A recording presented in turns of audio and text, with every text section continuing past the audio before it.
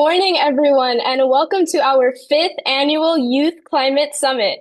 We are so happy that you are joining us for 3 days of interactive programming in which you'll be hearing from and engaging with international youth activists, subject matter experts, and even local alumni from previous YCS sessions.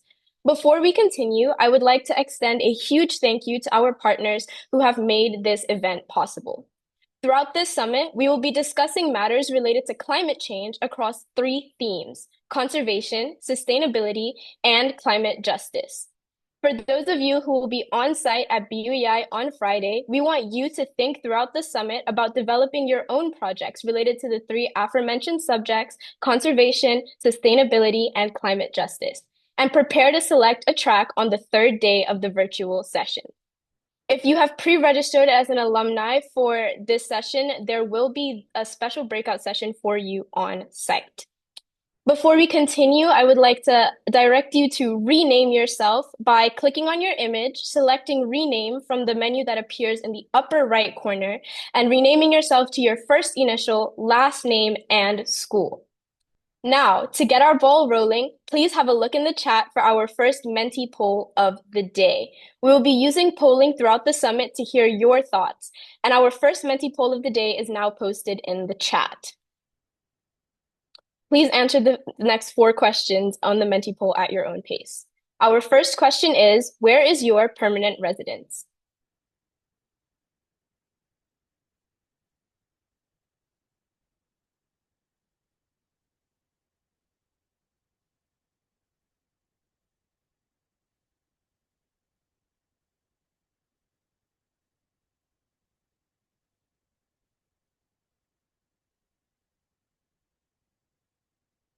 Like I'm seeing a lot of people, of course, saying that they're in Bermuda, as we are hosted by in Bermuda, as well as one person not in Bermuda, specifically highlighting our UNDP friends who are streaming in from Jamaica. Our second question is, as we start the summit, how concerned are you about climate issues? I'm seeing a lot of people saying that they are concerned, and I love that. It's good to see that we have the ball rolling as we are getting involved in this summit and very concerned. Glad to see that no one is saying that they are not concerned at all, even though that is totally okay to be not concerned. Hopefully, at the end of this summit, a lot of you who are saying somewhat concerned and concerned will move to being very concerned. Number 3, how confident are you that you can make a positive difference with climate issues? Loving that most people are from somewhat confident to very confident. Even if you are not confident at all, I really hope that these sessions will give you the confidence that you need to know that you can make a positive difference with climate issues, because we all can. Question 4, which classes in school have addressed climate issues? I am seeing mostly science, social studies, extracurricular school-based clubs. Love to see that people are getting involved with clubs that are addressing the climate issues currently. But, just want to highlight that climate issues are addressed in every class, whether it be math, art, technology. Climate issues affect every possible aspect of our lives. Question 5, how are you currently involved in climate action? Love seeing that a lot of people are learning on their own. It's always great to see that we are taking initiative to, balance our knowledge in climate education, and seeing that people are doing activities with their peers, like cleanups and fundraisers. It's really great. Okay, thank you so much for answering our first Menti poll of the day today. I'm so happy to see what you guys are passionate about, and we are going to learn how we can transform these things into actions to change the world for the better. Now, here with us today is someone who can teach us how to do exactly that. Our first subject matter expert of the summit, Mr. Maynard Okereke. Mr. Maynard Okereke, known as the Hip Hop MD, is an award-winning science communicator and University of Washington civil engineering graduate. He bridges science and entertainment to make STEM engaging and accessible, especially for minorities and youth. Through his hip hop science platform, he uses humor and creativity to inspire advanced career paths in STEM. Mr. Okereke also serves on the board of Reserva YLT, empowering youth to protect biodiversity through conservation, education, and storytelling. A recipient of the Odyssey Award for Excellence in Social Media, the People of Change Award, and NSBE's Entrepreneur of the Year, he blends his experience in engineering, acting, music, and business to deliver impactful content. Mr. Okereke will have 18 minutes to present today, as well as a 5-minute Q&A. Please post your questions in the chat. I will notify Mr. Okereke when he has 1 minute left on his presentation before we move into the Q&A section. And Mr. Okereke, the floor is yours. Okay, awesome. Can everybody see me and hear me just fine? Awesome. It is a pleasure to be here. Good morning, good afternoon, depending on where you're at in the world. It is absolutely a pleasure to be here. Thank you for the amazing introduction. I appreciate that. It's such a pleasure to be here speaking with all of you on this very, very important topic today. I know I can't see all your faces, but I know all of you are there happy and enjoying company and enjoying this time to be together, because there's nothing better than community in moments like this, to be able to educate and to be able to work with each other and to be able to learn from each other. And I'm glad that I'm able to be here and share a few words for you. Once again, my name is Maynard Okereke. Some of you may know me as the Hip Hop MD, or Maynard from my kids' YouTube show, Maynard's Wild World of Science. But I work as a science communicator with my platform, Hip Hop Science, merging the worlds of pop culture, entertainment, art, music, and science, using them as tools to be able to help educate on a wide variety of STEM topics. So anything that falls under the STEM umbrella, I love to address, as well as today's important topic on climate change, which is really near and dear to my heart because of a lot of the work that I get to do with my platform, which I'll get into during my presentation. I know we have the Q&A afterwards, but I know we also have the polling as well too, and I'll be kind of keeping an eye on the poll numbers as well too, to kind of gauge where everybody's at and how everybody's feeling connected to this topic, issues that people are having, things that people are having issues with, and other things that we could possibly address. And so as those come up, or if you've seen those or haven't had a chance to respond to those, definitely respond so we have a chance to address those as well. I know we only got 18 minutes, so I'm going to get into the meat of my presentation. So I'll go ahead and start sharing my screen here, and just make sure if I'll do a little quick check-in to make sure that you're able to see my screen and everything properly on here. Are we good? We can see my screen there just fine. Awesome. Looks like it's good. Okay, perfect. So the climate of change, why you matter in shaping our future.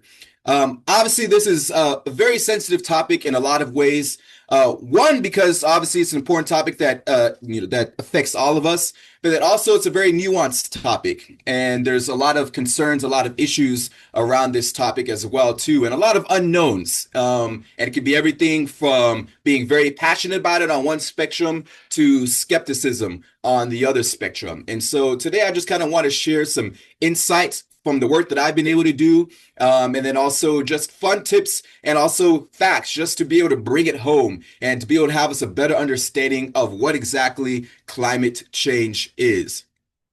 So as I mentioned, my platform is all about encouraging more minority and youth involvement into the STEM fields, which is why it's such a pleasure to be speaking to all of our youth that are being a part of this presentation here today, because as I'll get to later on, this topic is very, very, very important, not just for, like my future, but especially for your future, because youth are going to be the ones that are going to be shaping everything that moves forward right now with climate change. And so that youth involvement is so key. And that's an area that I love to be able to share my wisdom and share knowledge. And I think, especially in the field of science communication, is very, very important as well. So diving into climate change, I know when we talk about the topic of climate change, you may have different kind of observations of what you think climate change is. And I think when we hear climate change, these are probably some of the main pillars that we probably think of. We probably may think of melting glaciers, right? Because that's obviously an issue that we hear about with the rising sea levels, right? And global warming. You may think about environmental protests.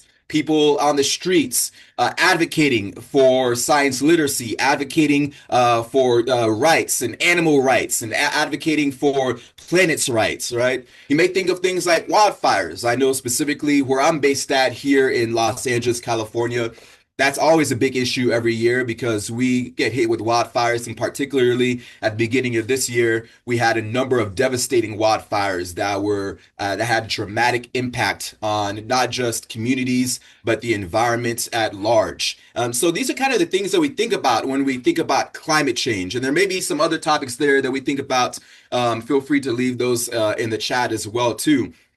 But really, when we break down climate change, I think it's really important to really have a nuanced understanding of what it is when we talk about climate change.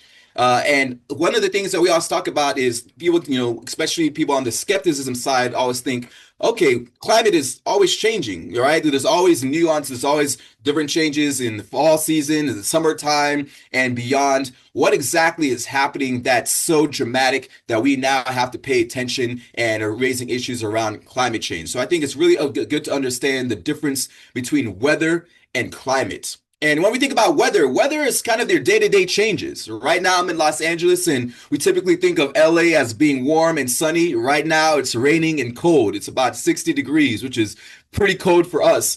But the weather changes, right? Tomorrow, it may be 70 degrees. The day after that, it may be 75. Then it may go back to raining again, right? So weather is changes that always happen. Climate is when we talk about changes that happen over a long duration of time. These could be durations of decades, right? And so weather and climate are very, very different in that aspect. And so to kind of bring that home a little bit, I always kind of to make this analogy of weather is very similar to your mood. Right? You can wake up one day and be very, very happy, and you can be walking down the street and somebody hits your ice cream cone and your ice cream cone falls on the ground. And now you're angry, right? Now you're angry, you're bitter, right? Your mood can change. Your mood can change depending on what happens to you, your circumstances during the day, your circumstances during the week. But your personality is like our climate. Your personality is what's stable. Your personality is what's true to you, who you are. If you're an outgoing person, you're a very engaging person and passionate person, that's who you are, right? That's your set personality. That's something that's not going to change, right? And so when we think about weather versus climate, those are kind of like nice little analogies that I always like to help to set the tone of having that understanding of what the difference is between weather and climate, comparing that to mood and personality. So if we really kind of break that down and try to understand exactly what's happening on the scientific side when we think about this changing climate, right? Earth gets all its energy from the sun. And that is one of the things, especially with our atmosphere, that separates us from all the other planets in our solar system. It's what separates us from Mars, and that's why we think about Mars as being inhospitable, right? Because it does not have an actual atmosphere like we do here on Earth. But that atmosphere not only protects us, right, keeping us safe and protecting us from cosmic rays and other things in our universe, but it also helps trap a lot of the important gases that we need here to survive. Obviously, our oxygen and nitrogen. But with that also comes other issues, right? Because some of that gas can escape back into outer space, but a lot of that remains right here on our planets, right? A lot of that gets trapped. And so what happens, especially now when we have so many different things like emissions, right? And we're using and we're burning fossil fuels. All these things release gases into our atmosphere, carbon dioxide, methane, a lot of various gases. Some of that gas still has a chance to escape, but as more and more and more production of these gases, these end up getting trapped into our atmosphere. And as those gases get trapped, that increases Earth's temperature. And so when we think about climate change, that is what's really happening on the geological and atmospheric side, is those changes to our atmosphere and increasing the temperature of our planet and causing it to overheat. So we think about why climate change matters. And we talked a little bit earlier about some of the things that we think about when we hear the word climate change. And we talked about melting glaciers, leading to something like rising sea levels. We hear a lot of things, especially if you're on a coastal area, around coral bleaching. Food security is another big one, and that's an area that impacts humans. And so a lot of times we think about environmental consequences, but there are also incredible human consequences as well, incredible human impacts that we have to be considerate of.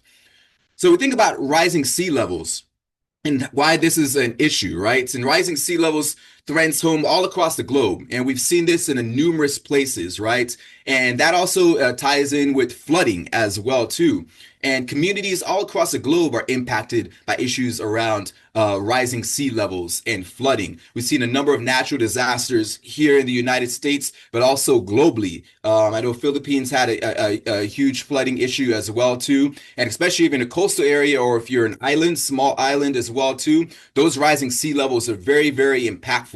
And those obviously affect communities, but they also affect the terrain. They affect a lot of different things around those countries as well and around those possible disaster zones. And so when you have other issues, when you have other effects like hurricanes and tornadoes, things that could further impact those rising sea levels and those waters as well too, those have a huge impact on those communities, especially when it comes down to flooding. You think about coral bleaching, right? And something very, very impactful, an area that I'm very passionate about because I do a lot of environmental conservation work on my platform. By 2050, we're expecting 90% of our coral reefs to be completely gone, which is absolutely devastating. And these coral reefs are not only just beneficial for wildlife, but they're beneficial for humans as well. And kind of having that understanding of coral reefs is really important, right? Because they have this nice symbiotic relationship, okay? Coral reefs are actual animals, okay? The coral reefs are actual animals. But as these waters continue to get increase in temperature, right? They expel these symbiotic relationships that they have that keep them thriving and alive. And these coral reefs act as natural buffers in coastal zones, right? And protecting from storms and flooding. So they're very, very important for local communities.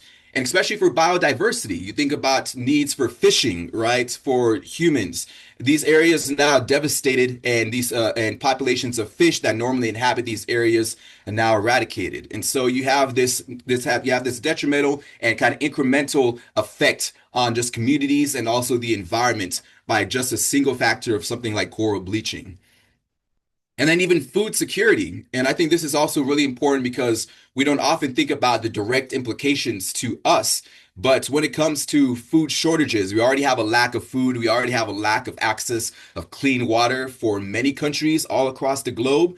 But when you have these effects of global warming and climate change, these impact productions of food, right? So we think about farmland, and we think about being able to provide enough food for humanity. When you have all these incremental effects on the climate, this has a dramatic effect on productivity. Changing agricultural productivity impacts on soil and water resources, right? If you're in an area where you get large amounts of droughts and you're unable to be able to now plant these crops that you need to be able to survive.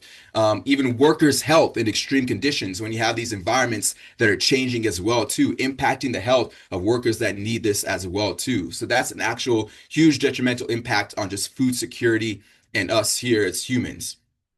I love sharing this because, I mentioned I do a lot of conservation work on my platform.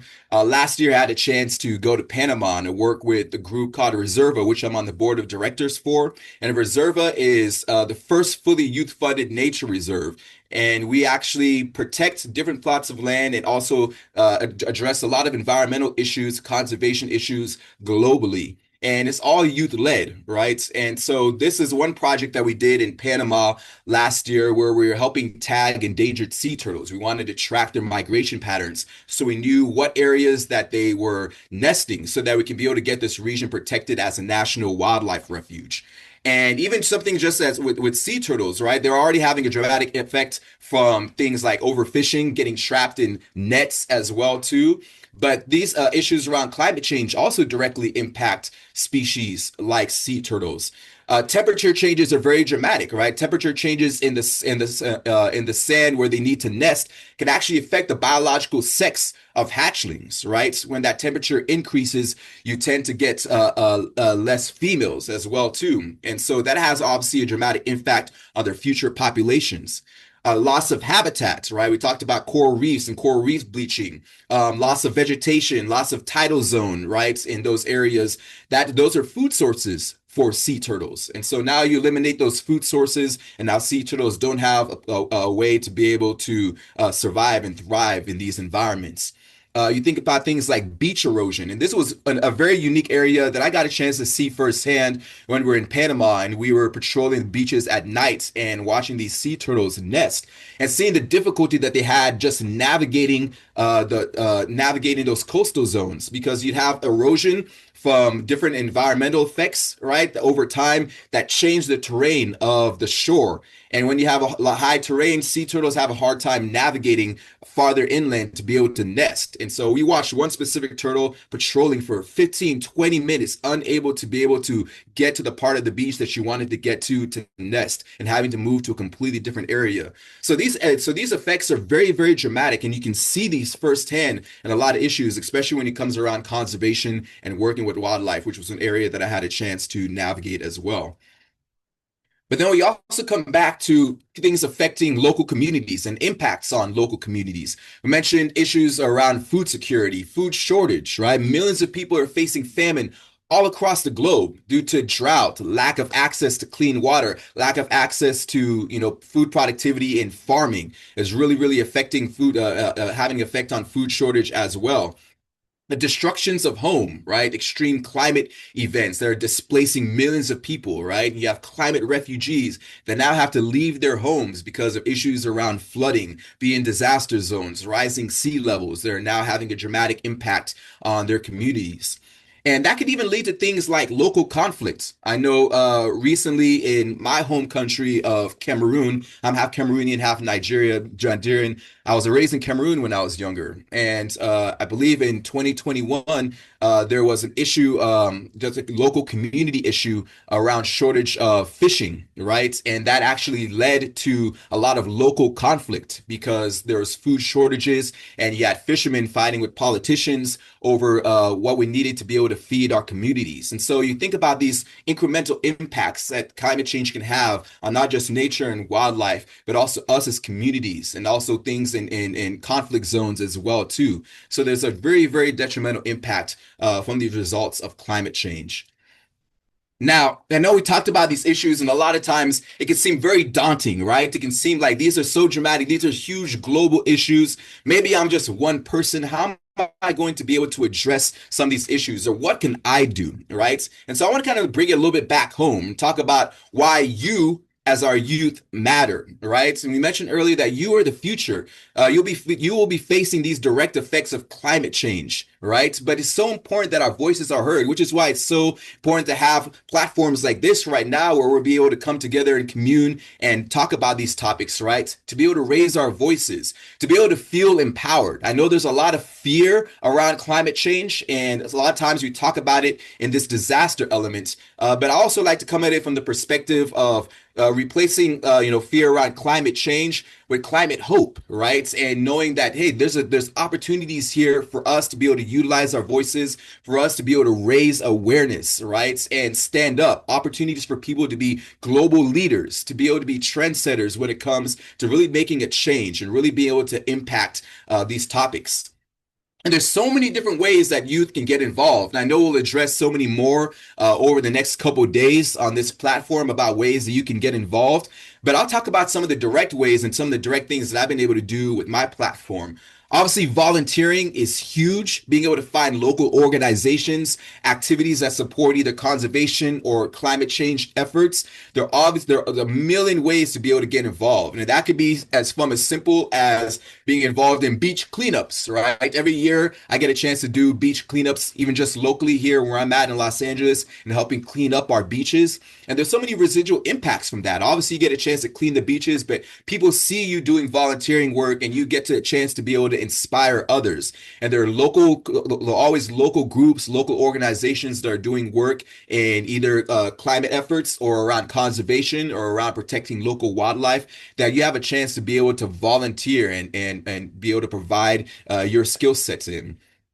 activating our peers is something I always talk about. And that's literally what we're doing right now, right? Everybody's tuning in on this feed right now, on this webinar. We're talking to our peers and we're being activated right now in this moment. We're finding other like-minded youth that are engaging in these topics, right? And addressing these problems, right? And showcasing how we can join our forces together to be able to find solutions and be able to showcase why these topics should matter to you and be able to personalize them and showcase that these are effects that are happening in our homes everywhere all across the globe, and we're united in that fact. So being able to activate our peers is so important.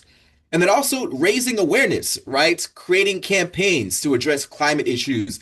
I mentioned my group that I'm involved in, Reserva, and that's fully driven by our youth. And youth have a chance to be able to apply and be part of this program as well too. And there are all sorts of different organizations that are doing the same thing. And we do all sorts of amazing campaigns. The campaign that we mentioned earlier with the sea turtles, right? That's something that we raised funds for. We had a whole rally race where we got together and were able to raise funds. We even used artistic skills and creativity to be able to create a book called Ode to the Oceans that we use now to be able to sell, collecting everybody's poems together from youth all across the globe, sharing their love for the oceans. And we put that together into a nice little poetry book. And we're actually able to sell that. We raised a lot of funds to be able to support a lot of these projects that came across our table that we were passionate about, that we wanted to be able to make an impact on. So being able to raise awareness, being able to rally together, being able to set campaigns, those are also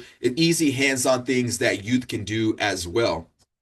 And so my challenge to all of you is to think about what waves will you make, right? So we're on this platform right now and we're kind of sharing a lot of our thoughts. We're sharing a lot of our opinions. We're learning more. We're being educated. We're listening to experts, right? The planet at the end of the day is resilient. Earth has been here for billions of years and it will continue to be here, right? But we have to think Mr. about what can Karake, we do. I would just like to let you know that you have 1 minute left in your presentation before we move to Q&A. Thank you. Thank you very much. Thank you very much. Good. I'm glad to know that I'm on time right here. All right. So our planet is very resilient at the end of the day. Our planet is going to continue to be here. But when we think about climate change, right, we think about how we're going to foster this unified relationship with our planet and be able to support the animals and the wildlife that call this planet home and to be able to support the communities and the people here that call this planet home. And we all have a direct ability to make an impact. And so it's such a pleasure, it's such a joy to be able to share some of these facts with all of you. I want to be able to make sure I leave enough time for Q&A to be able to address some of these issues because I know we have some of the topics there in the polls that I want to take a closer look at as well. So I hope this was educational for you. I hope this shared a little bit of nuggets, some insights, and some perspective for you as well. But at the end of the day, I want to make sure that we lead with hope. Hope that we can change the future, hope that we can make an impact, and hope that we will get together and we will unite forces to be able to address issues, raise awareness, and do all we can to be able to support our planet. So I want to thank you all so much for your time, and I appreciate the opportunity to be here, and I would love to open the floor up for Q&A.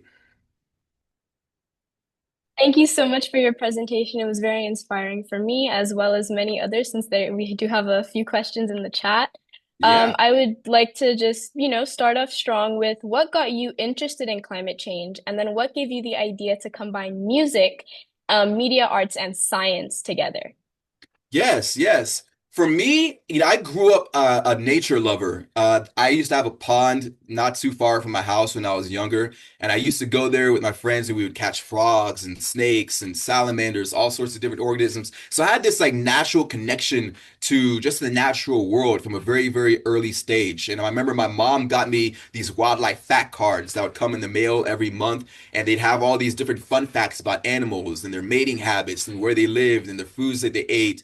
And I was just stuck on these cards. I used to memorize them, right? And so it just became innate to me. And so as I grew older, I ended up getting my degree in civil environmental engineering. And I was always an artist at heart as well too. I loved performing, I loved being in front of camera, I loved making music, I loved working as an artist. And for me, being able to make that connection was unique because I always felt that I had to be a different person whenever I was on the music side or whenever I was on my scientist side, that I couldn't really showcase my true self. And so for me, doing my platform, combining music and science together was a way for me to showcase kind of all my sides and to be able to showcase for others that you can be multifaceted, that a scientist doesn't have to look a certain way, and that you can have a passion for all sorts of different elements, and also being able to showcase how that's connected to everything that we do on a day-to-day basis. And I think when you're able to merge arts, entertainment, pop culture, and science, you really be able to show the nuanced side of science, and that it has a dramatic effect and impact on everything that we do on a day-to-day basis. So now I get to share that in my platform, and I get to share that in the content that I make. And for me, that connectivity is really important to be able to help us get more educated in a lot of these topics. Sounds really good. What can we do in our local communities to stop these global problems? Yes, that's a fantastic question. There's always things happening locally, right? That you can have a direct impact on. And I always tell, especially our youth, that's always the best way to start is to start locally, because now it brings it home. It's personal to you. And so I mentioned I'm here in Los Angeles, and we had a number of issues. We had issues around wildfires, right? Earlier this year that were very, very dramatic. We have a lot of coastal zones here as well, too, that are being impacted. And so things that we can do, one of the things I've been involved in here is doing more work in planting native plants, right? Native plants is huge out here because you get a lot of invasive species, and those affect the soil, and those end up leading to issues around flooding, around drought, which eventually leads to wildfires. And so there are a lot of organizations around here locally that set up native plantings. And so we'll go to different areas and we'll plant native seeds, and we'll go to areas that we know have invasive species. We'll remove invasive species, and we'll be able to now fill this entire area with native plants that are actually better for the soil, that can help eventually protect against wildfires. And so there are things like that that you can get involved in your local communities. And the issue may be different for where you're at. The issue may be more so around flooding. The issue may be around lack of trees, right? There's be lots of different things that could directly impact your own community. So find out what those are, and then just tap into what organizations are doing work around there. If there aren't organizations doing work around there, utilize your knowledge and raise awareness in your local friend groups, in your schools, and be able to unite people and establish so your own setups where you'll be able to do something along the lines of planting native plants in your local communities. And so start small, and those small things will start making incremental effects that can have a better impact on a more greater scale. From E. Davis at Stultus, as a student, what is the single most impactful action that we can take to fight climate change beyond just recycling and reducing plastic use? Yes, yes. That's a great question. And I won't necessarily frame it as the single most impactful thing, because as I mentioned, this is a community effort, right? And every single thing that you're able to do makes an impact. And so there's never just going to be one solely impactful thing that you have to do that's going to be the most important change. It's going to take small incremental changes. So even things that we mentioned, like I know a lot of times it seems simple and it seems basic when we talk about recycling, all right, and reducing waste, but those have a huge effect. If everybody is recycling and everybody is mindful of the waste that you're producing, right, then that has a dramatic impact down the line of reducing plastics that end up in our oceans. And so all these small little changes are important. And so I think that at the end of the day, it comes down to what you are passionate about and what you're able to connect to the most, and what you're able to have a chance to be able to get hands-on and be resourceful in your own local community that can make an impact. And so, like I mentioned earlier, whether that could be planting native plants in an area where you may have a lot of issues around plastics and a lot of unnecessary waste, that could be focusing on recycling efforts, right? And so it comes down to be able to know what issues that are affecting your personal area, and then being able to see what you can do to make that impact. And then at the end of the day, if we're going to talk about one thing that's important, it's raising awareness. All right. And raising awareness can be done in so many different aspects. It could be just through the visual of somebody seeing you being activated and working with your peers to do something to impact climate change. But it could also be you utilizing your voice on social media and resharing campaigns, or being involved in activism, right? Earth Day events, being able to do things that bring the community together. So at the end of the day, raising awareness can be done in so many ways, and it can start very, very small on the local level. Thank you so much, Mr. Karake, for answering a few questions and presenting your wonderful expertise to us today. I know I was Yeah. definitely touched by your presentation, and I learned a lot of new things, as did a lot of the people who are watching today. So now let's move into our Menti poll that I know Mr. Karake said that he will be watching with the question, what is something new that you just learned from Mr. Karake's presentation? We're going to play some music to give you some time to write. Don't worry about spelling. This is just a moment for you to reflect.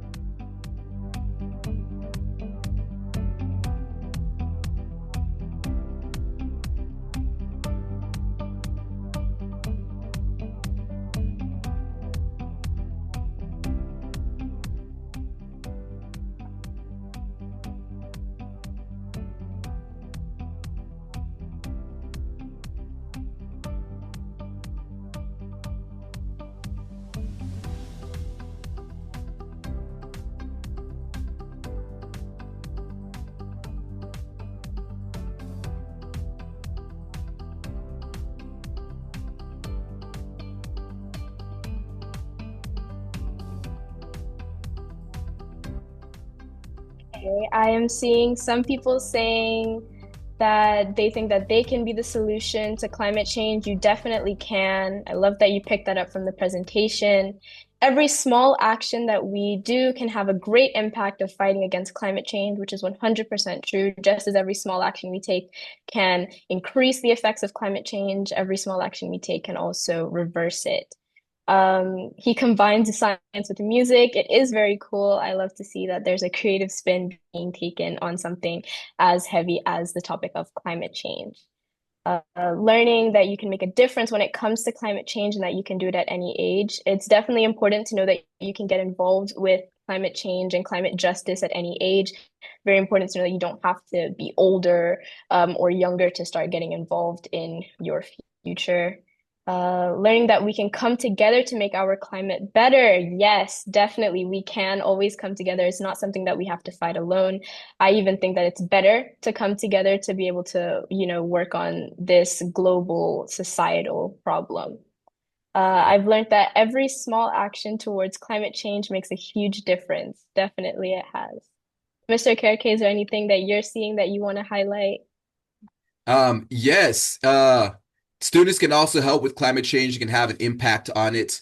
I'm seeing a lot of messages around feeling empowered. And if anything, that's the one thing I want to make sure that I leave everyone with is feeling empowered and know that you can have an impact. And I mentioned, my work with sea turtles. Earlier this year, I had a chance to also go to the Peruvian Amazon rainforest and work with conservation groups there as well. There are a lot of things that you can do to be able to support local wildlife and be able to get involved in local wildlife projects that can be able to make a huge impact on local communities as well. So empowerment is key. And if you feel empowered, if you feel motivated to make a change, then go out and do something. Bring your peers together. Find a friend that you love spending time with, and make sure that maybe one day out of the week you focus on something that's supporting our planets. Focus on something that's supporting climate change and helping with our climate resilience as well too. So empowerment, I think, is key, and I see a lot of that here. Perfect. Again, thank you so much, Mr. Kerke, for coming and presenting for us. And thank you, everyone, for participating in that last Menti poll. Awesome. Uh, we will now look at a few new videos highlighting non-governmental organizations or NGOs that will inspire the course of the Youth Climate Summit's year-long initiative and how they are addressing these local climate issues. These NGOs will be present during the environmental showcase here on site at BUEI on Thursday. So think of any questions that you might want to ask them then.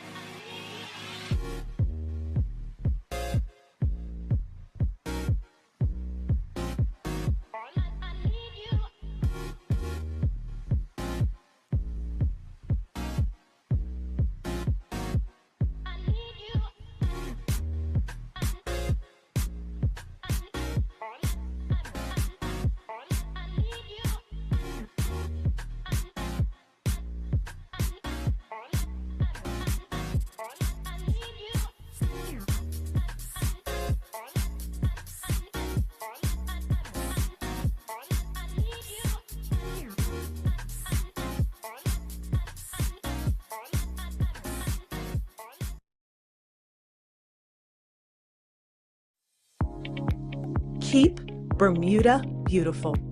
For over 60 years, we've inspired our community to take action to protect Bermuda's beauty. Whether at the beach, on the track, or in the classroom, education is our heart and lifeblood, creating lasting habits that make a difference. What makes a cleanup official? I think two hands that work. That makes it official. Keep Bermuda beautiful means to me not only taking care of what it looks like visually with picking up the trash and everything else, but also building connections with the people in the community. It is our desire that KBB inspires and empowers the next generation to lead with action, innovation, and hope for our island's future. Together, we are creating a cleaner, greener Bermuda because we are KBB.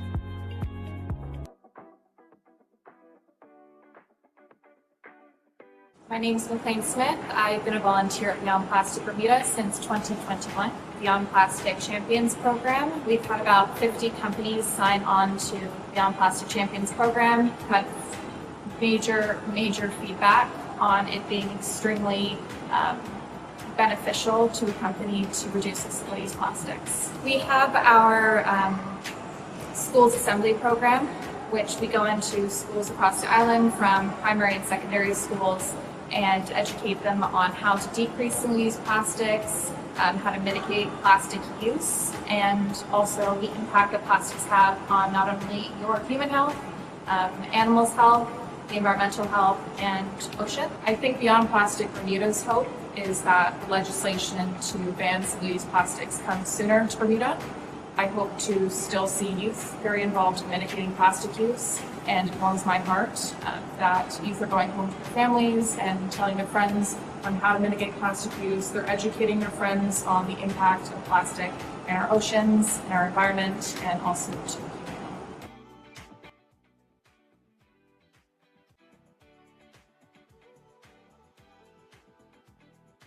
This is Faye from the Sargasso Sea Commission, and a really important initiative for us was the signing of the Hamilton Declaration in 2014 for collaboration on the conservation of the Sargasso Sea. We brought together governmental signatories as well as scientific expert commissioners to collaborate for the conservation of this area.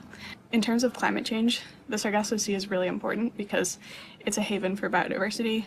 It also sequesters a huge amount of carbon. If I had a message of hope for the future, it would be that we can change systems that are not working. So, for example, we created this voluntary, non-legally binding mechanism to conserve a high seas area, and since then we've seen a total regime change in the international community to the point where we have a UN agreement that allows for internationally legally binding marine protected areas to be designated on the high seas for the first time.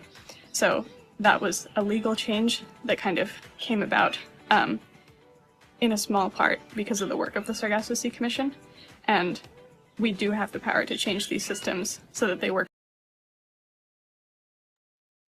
Yeah, I hope that you guys enjoyed seeing those NGO videos. I know that I really did, especially when I was taking part in the Youth Climate Summit in my first year, and I had the opportunity to speak to them during the Thursday showcase, as you will also have. So now, with the Menti poll being posted in the chat, however, this poll is the same link that you have opened since the beginning of the meeting. The link will not change. So if you do have that tab open, then you can just continue to use that tab. The question is, which climate-related projects are new to you? Okay, so I'm seeing a lot of the Sargasso Sea Commission as well as BPB. I'm happy to know that most people do know about Keep Bermuda Beautiful. As you know, you can get involved with their cleanups. Just, a reminder that you will have a chance to talk with representatives from each of these climate initiatives and projects. So keep all of your questions that you might have after watching those videos in mind, as you'll be able to talk with them during Thursday's environmental showcase. If you want, you can always choose to engage with these NGOs or develop projects in collaboration with them. If you will not be on site on Thursday, then you can learn more about these organizations through the link that will be placed into the chat. So thank you so much for engaging with that Menti poll. Let's now move into our youth activists for the day, Sarah Goody and Evan Micheli. Sarah will have 6 minutes to present, then Evan will present, and then we will have a joint Q&A with both of them. So don't be shy to put your questions in the chat during either of their presentations. I will chime in when there's a minute left on your presentation, Sarah. And I would now like to present to you guys today the climate activist and founder of Climate Now, Sarah Goody. Thank you so much for having me. I'm going to go ahead and share my screen. So my name is Sarah Goody. I'm a 20-year-old climate activist and the founder of the youth-led organization Climate Now. I am so excited to be here with you today and to be back as a returning speaker at the Climate Summit. So since I started advocating for climate change, I have gone on to work with local governments in California. I've spoken on Nickelodeon and in the media regarding different climate issues. I've served on advisory boards for organizations like Lady Gaga's Born This Way Foundation. I've even won the most prestigious youth activism award, the Princess Diana Award. But this all started a long time ago, and the story really starts when I was 12 years old or in the sixth grade, and it starts with a climate change unit in my sixth grade science class. So this was led by my teacher, Miss Newburn, and we were learning all about what climate change was. And it just so happened that while this unit was going on, there was some of the first and most terrifying wildfires. There was the Tubbs Fire in California, which is happened about 20 to 30 minutes from where I lived. And it was the first time that I really started to see just how destructive wildfires were and the impact that that was having on my community. So while this was happening, we were having that unit on climate change, and it really led me to realize that this was an issue that was going to impact my future, my community's future, and that I had to do something to make a difference. So this really was what led to my journey into the climate movement and really seeking out any way that I could help and make a difference on climate change. And one of the most meaningful things that I've done on my journey was starting Climate Now. So after I began volunteering with different nonprofits, started speaking up about climate change, I started to realize something, and that was that many of my friends and my peers at school, while they wanted to do something and they wanted to help me out, they actually didn't know what climate change was. They hadn't had that same like eye-opening experience that I did in my sixth grade science class. So I thought to myself and said, what can I do to change that? And to me, that first step was kind of starting this initiative called Climate Now. And it really began with this simple goal of educating my friends and my peers and helping them understand what climate change was. So I started giving presentations to classes at my middle school, and soon those talks turned into invitations from other schools in my community to other events, and eventually opportunities to speak with students around the world. So what started as this small idea of just educating other young people and helping them get involved with some of the activism and the actions that I was taking really turned it into this full nonprofit that was able to reach thousands of young people across North America, across Africa, and even Europe. So when I think back to sixth grade, I think back to my 12-year-old self, I could never have imagined just how much my life would change once I started on this journey. That one science class could truly transform the way that I view the world and what it means to help others. So over the past 7 to 8 years, I've learned that small actions can create huge changes. And it all begins with asking questions, getting involved, and believing that your voice matters, because it absolutely does. So sometimes that hardest step is just deciding to begin, and realizing that who you are right now, that your ideas, your story, your passion already gives you something super unique to contribute to the conversation about climate change. And I know that every single one of you just being here today cares about our planet in some way, and that care, that curiosity, that's what it takes to start making a difference. So if you can believe in yourself and connect with communities like BUEI, like local governments, or like I did with my own school and my own community, you can start creating change right where you are. And what I find really special about Bermuda or about living on an island is that your community has experienced firsthand what climate change looks like. For me, my community in California had experienced climate change through wildfires, but I'm sure many of you maybe have seen this through sea level rise or through other changes in the climate. And these experiences give you such a powerful perspective, and one that the world really needs to hear. So, sharing your stories and really looking into those unique passions that each of you might hold is what can inspire people to take action. So, if it's sports, if it's singing, if it's dancing, whatever it is you care about, there is a way that you can merge that with climate change. And one example is when I was during COVID, I was really passionate about Sarah, Broadway.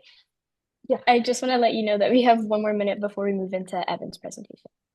Awesome. Thank you so much. I think that'll help us tie in perfectly. And I, was able to really connect with Broadway communities and bring in that passion as something that I wanted to speak about. So again, your unique passions are what can really help you make a difference. And thank you again for having me here today and listening to my story. I look forward to seeing some of you on Island this week. Please reach out if you have any additional questions. They're on my contact information's on the board. And remember that you can change the world. Thank you so much. Thank you so much, Sarah, for that presentation. Just a reminder, we will be bringing Sarah back after Evan's presentation for a joint Q&A, so keep your questions coming in the chat. I would now like to introduce youth activist and journalist, Evan McKaylee. Hello, everyone. My name is Evan McKaylee. I am a 19-year-old sophomore at Macalester College in St. Paul, Minnesota. I'm originally from Newton, Massachusetts, and I am the U.S. Regional Coordinator for Captain Planet Foundation. I felt like it would be appropriate to not have slides and to just speak to you personally because I'm going to be telling you my story today. And it's not that I'm telling you my story because it's perfect, but because it starts where many of us don't want to start. And that's through pain, isolation, and powerlessness. Every environmentalist has their own introduction to the climate movement. For some, that might be an image of a beach overwhelmed with plastic, a favorite animal gradually heading towards extinction, or hearing Greta Thunberg's voice boom at the United Nations. For me, it started in 5th grade, and it had nothing to do with climate change. It started with being the kid left out. At lunch, classmates would put their jackets or backpacks on the chairs on purpose so I could not sit. I would often I eat lunch alone or stand up. The bullying didn't stop there. It became personal. The bullies began to mock and insult my religion, Judaism. Sometimes it became physical. Other times it was words that remain painful today. At the time, I felt powerless. I felt no sense of courage or bravery. I had no way to stand up, and I had no one to help me either.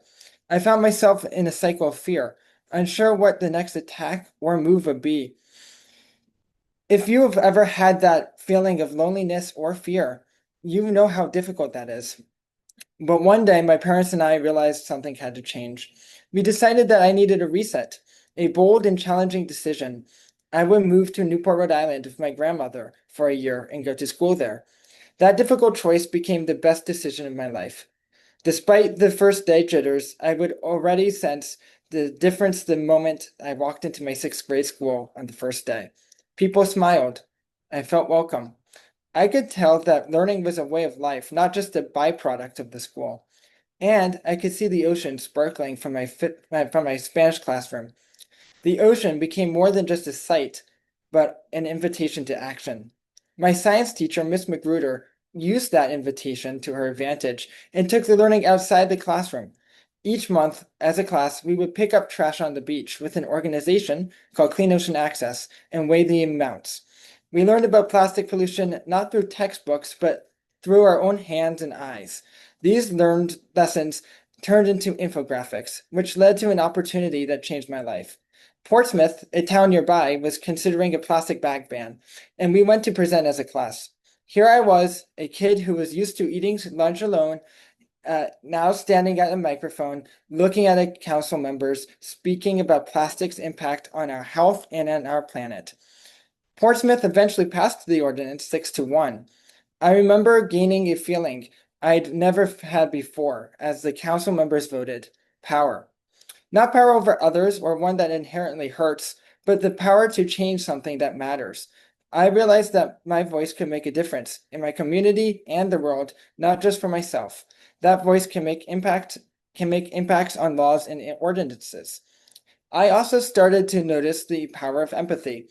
Empathy is an integral to the climate movement, something I call kindness squared for its reciprocity and its ability to multiply. That's how movements grow. They multiply and duplicate and expand to great depths through hope and compassion. Empathy is a cornerstone in my work. I realize that climate change is not just about emissions or temperature differences. It's also about the people and animals, justice, and lifting up communities. We must employ empathy into our action because without understanding each other, we cannot mitigate climate change effectively. Ever since then, I have continued to advocate for climate justice and action, emphasizing empathy and expanding power as central themes. I have passed 2 more plastic reduction ordinances in towns in Massachusetts, organized several events, including a food justice and sustainability summit in Minnesota scheduled for April 2026, and even attended United Nations events on the Sustainable Development Goals and ocean rights. Recently, I used journalism and storytelling to share not only my story and views on climate change, but also give other activists a platform to share their expertise. It became clear to me that advocacy is more than presenting at town halls or swaying politicians. It's also about storytelling and building networks, and of course, believing change is possible. Clearly, I'm not a climate expert, and I'm barely an adult here in the United States. Just 1 year ago, I couldn't vote or open a credit card. However, none of this would have been possible without the realization that youth hold the key to positive change and our hope for a better future. Just like the main character Orpheus in the musical Hadestown, we make you see how the world can be in spite of the way it is. Unquote. That's the spirit of climate change. Hope, not fear. That's not to say climate change isn't a threat. We see photos of hurricanes and wildfires. We witness the role of rising sea levels and experience deadly heat waves. But here's the thing. We speak the truth and act fiercely, but also dream boldly. We understand that we have the tools to mitigate climate change, and our unique youth powers that belief. So being young is hardly a disadvantage, but actually an advantage for us. We've been at the heart of every movement, and the climate justice movement is no different. We can use our youth as an asset, linking our hope and imagination as strategies to achieve what is possible. You are the leaders, not just of tomorrow, but also today. Your voice and empathy matter. That empathy unlocks power. That power unlocks change, and that change starts with us. Thank you. Thank you so much, Evan, for that amazing presentation, as well as Sarah. We're now going to move into a Q&A for the both of you. So the first question that I will ask you is, do you think taking this career path was worth it? Why or why not? And do you think that you have made a difference in the world?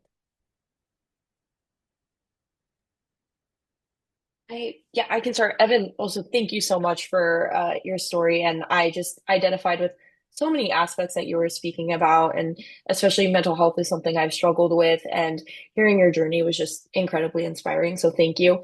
And on this like idea of this career path, I mean, I think it's like I wouldn't change it for the world. I Not everything has been necessarily successful, but I think I have learned so much being involved in the climate movement, and I have felt so, it's really given me a purpose and a calling in life, and being able to, connect with my community, connect with young people like Evan and like everyone here today. That's what's really driven me and continually encourages me to keep getting involved. And I'd say one way that I've seen the impact that I've had has just been through conversations I've had with other young people, and especially through Climate Now, going in and speaking with students, getting to hear their stories, and then also, getting to be that role model for them and hear from them. I mean, just like 2 days ago, I got an email from a student who was a part of a cohort that I had spoken to like 3 or 4 years ago, who was telling me about all the climate activism they've been involved with since. That is what keeps me going and what inspires me. And I think one way that I'm able to feel like I'm really having an impact on the movement. Yes, thank you once again. Also, thank you, Sarah, for your presentation. It was great to learn about your story as well and the body of your work as well. So I also would say that the career path is worth taking. I mean, as I said, my story started out with some real pain and understanding that you can take and turn pain and really loneliness and turn that into something that is so fulfilling. And honestly, that is also the right thing. Climate action is really important, and I felt like I needed to do something that was going to uh, transition my anger from what happened to me into actually positive change. And it is important that we find ways to do that. And not everyone comes from that kind of experience, but I feel like for me at least, it was worth taking that risk of failure because it's true. I've had several failures in the environmental movement, but that doesn't mean that I'm going to quit just because I've hit a rough patch or because legislators will not consider a bill that I'm trying to pass. It just furthers me wanting to create further change and to push harder on them. So I think it's really important, and it's a way to really it is a way to make a difference. And I know that everyone on this call can too. Thank you so much. Another one for both of you. How do you think that we can balance individual responsibility with holding corporations and governments accountable for climate inaction? And Evan, could we start with you? Yeah. So it's an interesting conversation between the individual responsibility and holding governments accountable in corporations. A lot of the work I do is on that corporations and government accountability side. Currently, I have been working slightly with Captain Planet to push together the Inc. Treaty, which is the international non-governmental committee on plastic pollution. And what that work is trying to do is to shift it from consumers being the ones to be blamed for plastic pollution to corporations. And it's important that we spotlight that corporations are a big reason for climate change, but that doesn't mean that we can let down what we are doing as well.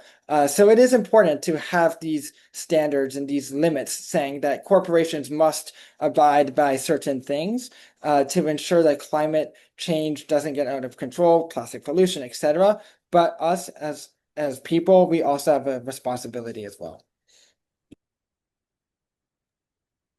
Yeah, I mean, I think that was a wonderful answer. And something I'd also add on to that is, when it comes to governments, there's a big opportunity to create impact locally and to look to local government and local kind of institutions in your community and see where can I influence. Because oftentimes change can start locally and can branch out into a larger scale. So, for example, in my own community, I live in a city called Corte Madera. And when I was in high school, I went to our town hall and I pitched a climate action committee. And we were actually able to start this committee within my town, which drafted up a climate action resolution, was able to draw about, I think there were 12 of us on the committee that would oversee different climate actions. We got EV stations in our town. We were able to replace all of the light bulbs in our town with LEDs. And I think that's an example of one way that, you can look locally, and sometimes it's easier to get involved in that sense and then also start replicating that within communities nearby. So that would be one suggestion I'd have, is to, start local. Perfect. Thank you guys so much for your presentations. Just so that everyone watching knows, Sarah will be here on site at BUI for you guys to meet. So any questions that you have, Please keep them in mind so that you can ask her when she is here in person. Again, thank you so, so, so much for your presentations. Now that we've heard from our youth activists of the day, I would also like us to hear from a few past Youth Climate Summit presenters who are now going to be talking about their climate action journeys through a segment that we'd like to call Voices of Impact. Hello, my name is Akina Williams, and I was in YCS from 2021 to 2024. I am Bermudian, however, I'm currently living in Canada and have just begun my first year at Dalhousie University in the Integrated Science program before continuing to a 3-year major in ocean sciences. I have been on 2 tracks out of the 3 offered, which were sustainability and climate justice. During my very first year, the sustainability track focused on planning ways to further encourage students to use reusable lunch containers at school. In September 2023, I began to help with the social media campaign focusing on advocating our goals to the youth of Bermuda, you guys. The page officially launched in August 2024, and honestly, this was probably my favorite project because we got to connect more with the people outside of our designated tracks during the early planning stages. The Youth Climate Summit is an amazing program to be involved with. It's versatile, inclusive, and gives everyone a chance to play their part. There is no planet B, and no other planet as lovely as ours, so let's try our hardest to keep it thriving. Hi everyone, I'm Andrew Marshall Fagerheim. I'm from the US, and I live in New York City. I presented virtually at the 2021 Youth Climate Summit and in person in 2022. Currently, I'm a PhD student studying Earth and Environmental Science at Columbia University and Lamont Doherty Earth Observatory. What takes up the most amount of my time is I'm a researcher. Specifically, I research the physics of ocean mixing. So I take data from about 4,000 robots. These robots are called Argo floats. They're deployed all over the world's oceans, and they collect temperature, salinity, and pressure measurements.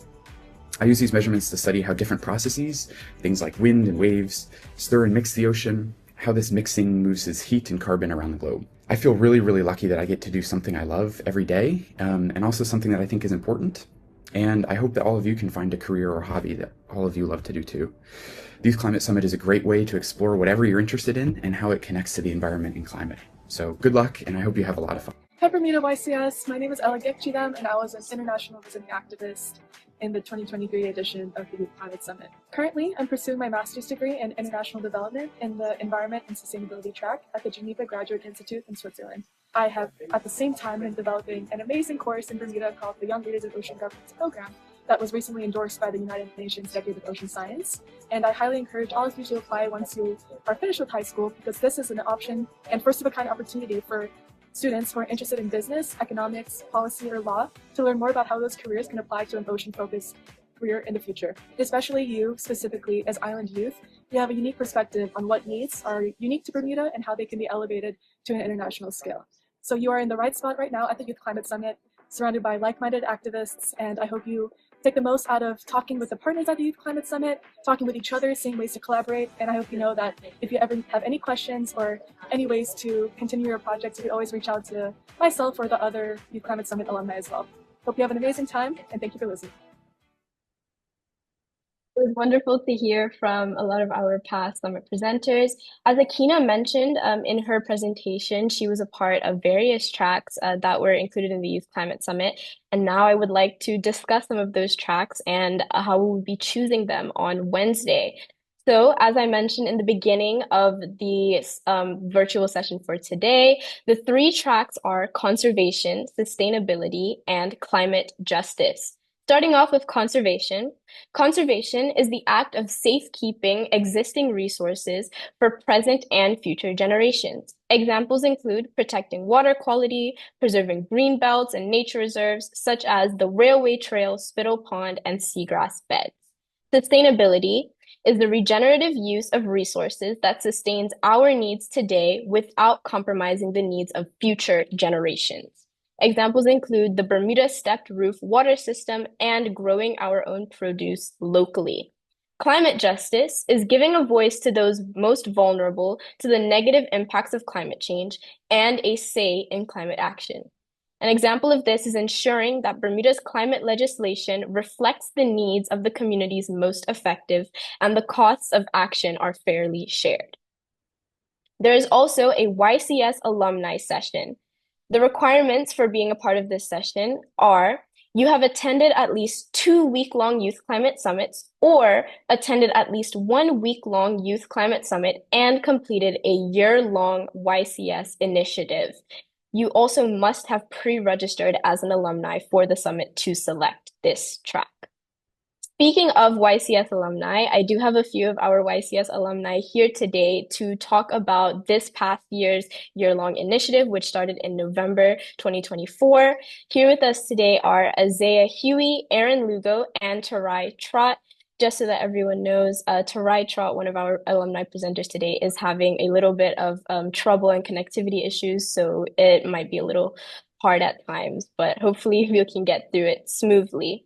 Our alumni from the Youth Climate Summit have selected their tracks at previous summits and have built projects around their chosen tracks, and we are now going to hear from them. So for all of you, starting off now, could you just introduce yourself, your name, your age, the school that you attend, and how long that you have been involved in YCS? And can we please start with Aaron? So, good afternoon, all. My name is Aaron Lugo, and I attend the Barclay Institute, and I have been involved with YCS since the beginning in 2021. Hi, my name is Isaiah Huey. I'm 17 years old. I attend the Barclay Institute. I have been a part of YCS since 2021, so since the beginning. Hello, my name is Tarai Trott. I've been with YCS for 4 years, so 2022, and I'm at the Bermuda College.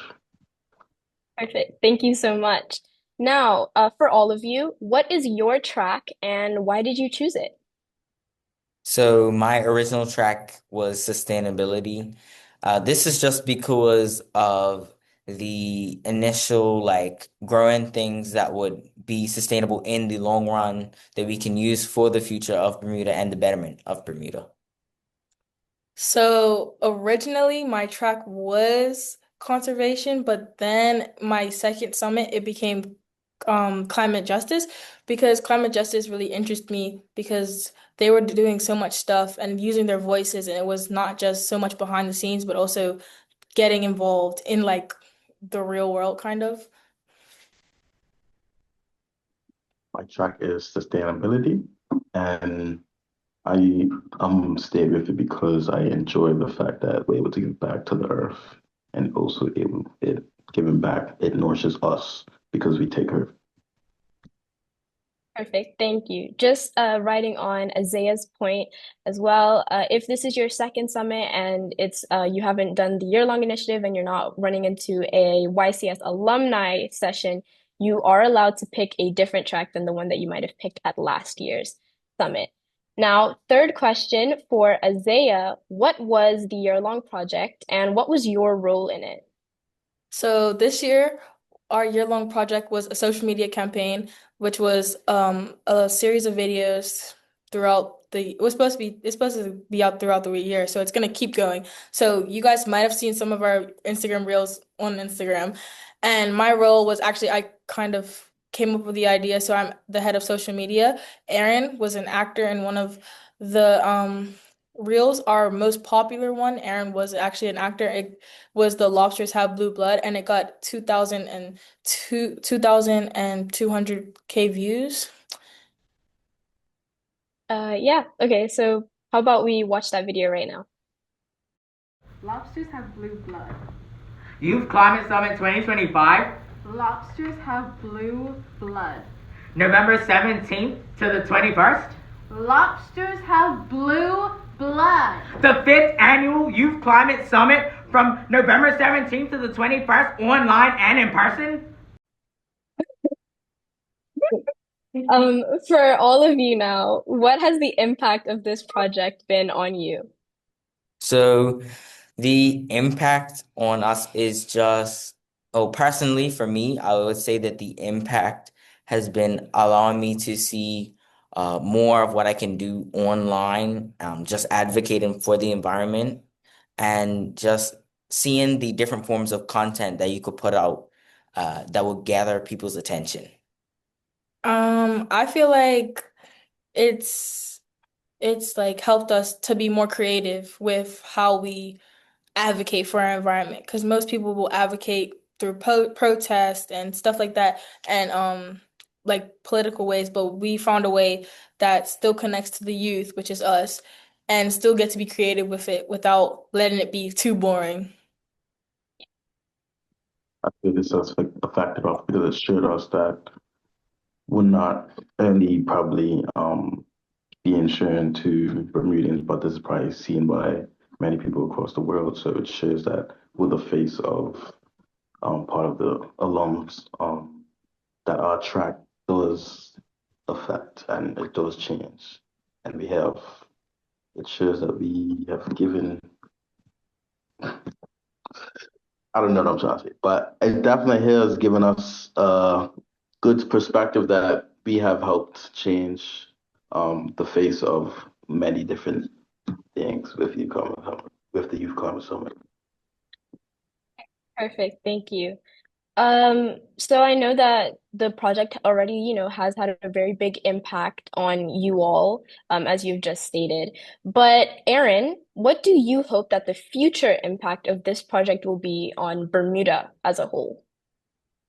I just hope that it encourages more people to actually join the year-long initiative because it shows that we don't just do things that are work-based. We go out, we explore, we expand our reach across many different platforms and just bringing more people's eyes to the Youth Climate Summit as a whole throughout the whole year, not just the week leading up or the week of the Youth Climate Summit, just throughout the entire year. Perfect. Thank you so much. And Tarai, what did you like the most about working on this project?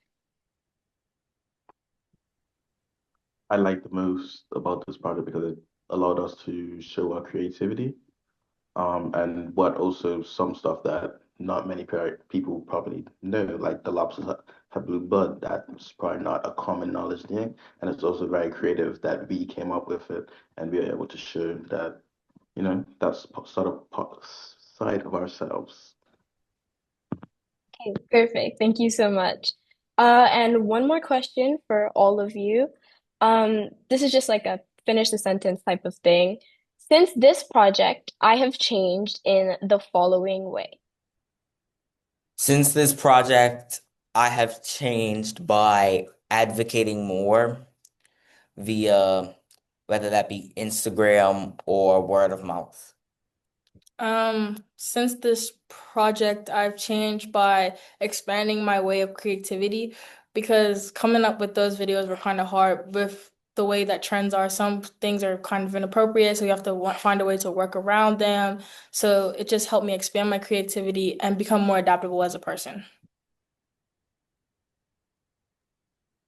Project I've changed by being more present and just allowing, being more present.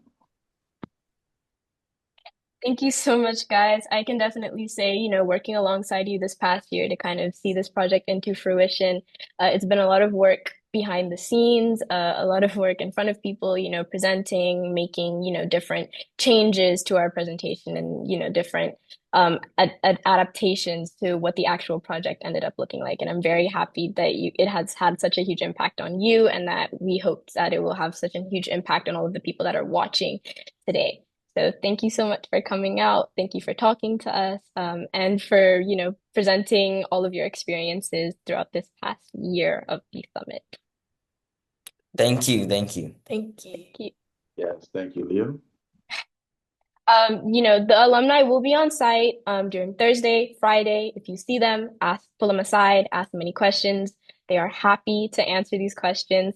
And speaking of questions, we have one last Menti poll for the day being posted into the chat. But if you have kept the link open, it is that same link. Our question today is, what is one thing that you have learned today that makes you care more about climate issues? Okay. I see. I've learned that the small things can make a big impact on the earth and climate. That is very true. I think I also did really learn that during my time, taking part in the summit.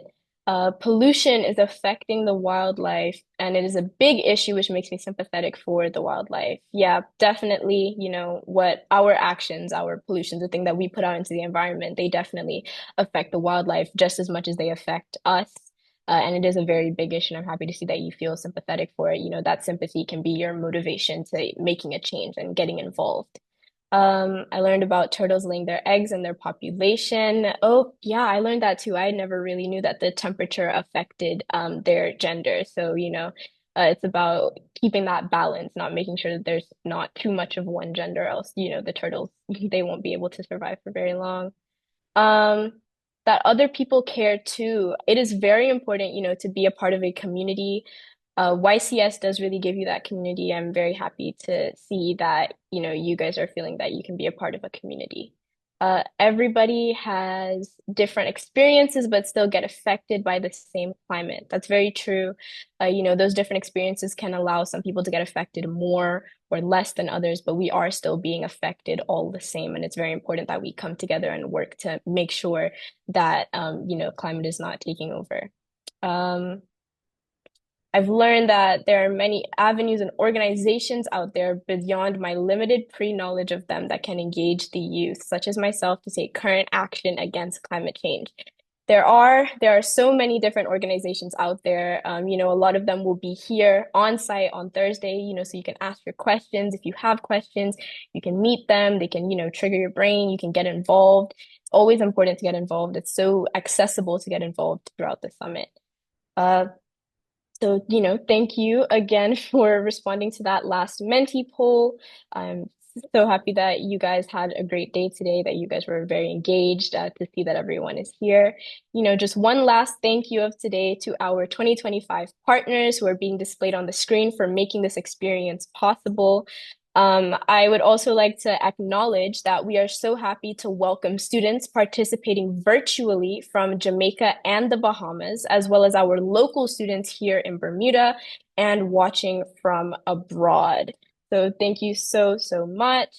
Again, for, watching, for participating, and just letting you know that tomorrow we will be joined by youth activists from Kenya and Indonesia. So, look forward to that. Look forward to tomorrow's presentation. I was so happy to be your host today. Again, I am Leah Jeremy, and it was amazing to, spend this time with you. So thank you and see you tomorrow.